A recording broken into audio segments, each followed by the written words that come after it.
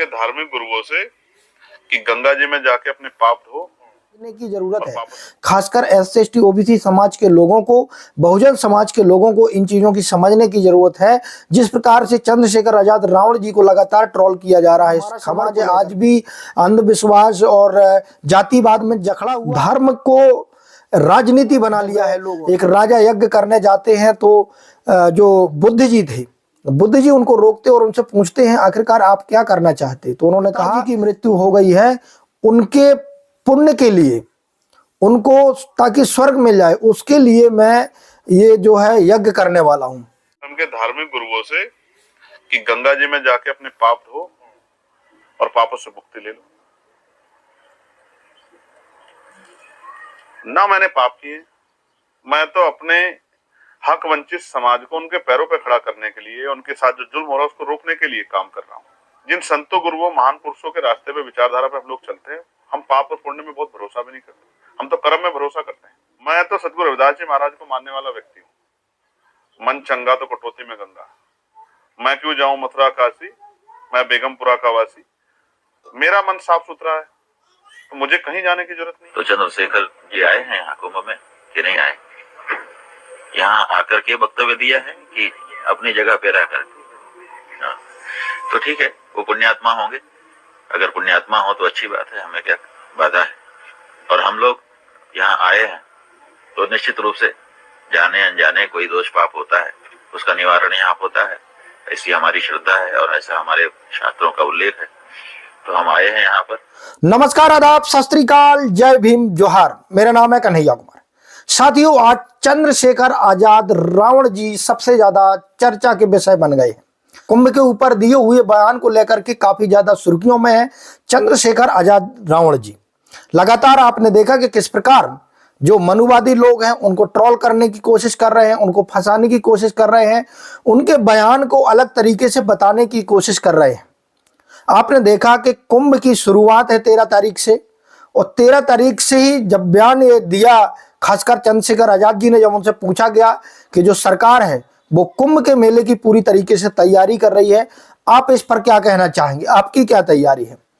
तो उन्होंने, आपने सुना कि जिस प्रकार से उन्होंने बयान दिया, उन्होंने कहा मैं इन चीज़ों को हालांकि नहीं मानता हूं, मैं अपने शोषित वंचित पीड़ित समाज के लोगों की आवाज़ उठाने के लिए हूं और मैं अपने लोगों की आवाज़ उठाने की कोशिश करता हूं, अपने लोगों को समर्थ बनाने की कोशिश करता हूं। इस प्रकार से चंद्रशेखर आजाद जी ने बयान दिया बहुजन समाज के हित के लिए। वहीं कुंभ के मेले पर उन्होंने कहा कि जो पापी लोग हैं और जो अपने मन में गिलानी होती है जिनको कि मैंने कुछ ना कुछ पाप किए हैं, वो लोग वहां जा करके अपने पाप धुलते हैं, कुंभ के मेले में नहीं।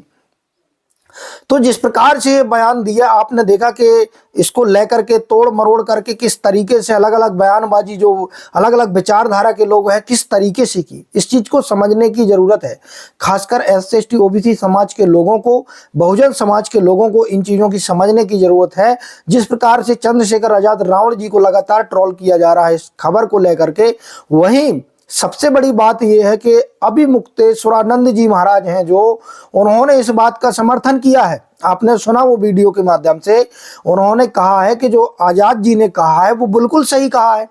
हमने भी बचपन से, आप लोगों ने भी शायद सुना होगा ये बचपन से कि हमारे जो बुजुर्ग होते थे वो कहते थे कि आपने ऐसा कर दिया है, आपने गलत कर दिया है, आपने बिल्ली मार दी है, कुत्ता मार दिया है, किसी के हाथों से गलती से गाय मर जाती थी।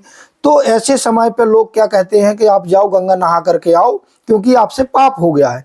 आप लोगों ने भी ये तमाम प्रकार की, इस प्रकार की जो खबरें हैं वो सुनी होंगी। जिस प्रकार से चंद्रशेखर आजाद जी ने बयान दिया वो मेरे हिसाब से कुल मिलाकर के अच्छा बयान था। उन्होंने कहा कि जो पापी लोग हैं जिनको अपने मन में गिलानी है, अंदर उनके भाव विचार है कि हमने गलत किया है, वो लोग अपने पाप धुल सकते हैं। लेकिन लगातार आप देखिए किस प्रकार से एक बहुजन समाज का नेता, जो उभरता हुआ नेता है, किसी प्रकार से यदि उनके बारे में या वो कहीं ना कहीं उनका कद आगे बढ़ता है तो किस प्रकार से बहुजन समाज के नेताओं को नीचे गिराने की कोशिश की जाती। क्योंकि जो हमारा समाज है आज भी अंधविश्वास और जातिवाद में जकड़ा हुआ है, और जिस प्रकार से बयान दिए जाते हैं खासकर लोगों के द्वारा या जो साधु संत हैं उन लोगों के द्वारा, उनकी लोग ज्यादा सुनते हैं। तो जिस प्रकार से आपने देखा कि चंद्रशेखर आजाद जी को लगातार ट्रोल किया जा रहा है, लेकिन फिर भी चंद्रशेखर आजाद जी अपनी बात पर टिके। उन्होंने कहा कि बिल्कुल मैंने कहा और मेरी इस पर श्रद्धा नहीं है, मैं अपने लोगों के लिए बना हूं, अपने लोगों के लिए काम करता हूं। जो शोषित वंचित पीड़ित समाज है उनके हर एक तरीके जिस प्रकार से मैं मदद कर सकता हूं उस प्रकार से मदद करने की कोशिश करता हूं, इसके लिए मैं काम कर रहा हूं, मेरी आस्था इन चीजों पर नहीं। उन्होंने एक और उदाहरण दिया कि मैं संत रविदास जी को मानने वाला व्यक्ति हूं और संत रविदास जी को